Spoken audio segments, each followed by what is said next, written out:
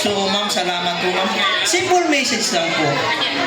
Ayan, para po sa atin pong kapulisan, maraming salamat sa inyong programa. Of course, andyan po ba si Kap?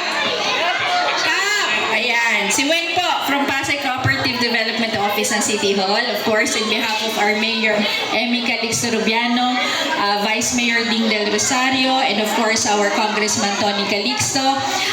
Ito po ay programa po, no?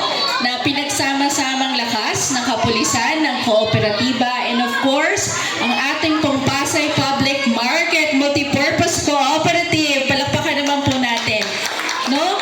Ang kanila pong opisina ay dito po sa barangay na ito. Kaya pinili niya po ang mga constituent ng Barangay 91. Ayan. So, sila po ay katuwang natin sa pagpapaunlad ng ating komunidad at sila ay mga negosyante na merong pagmamahal para sa kanyang kapwa-tao. Ganyan po ang kooperatiba.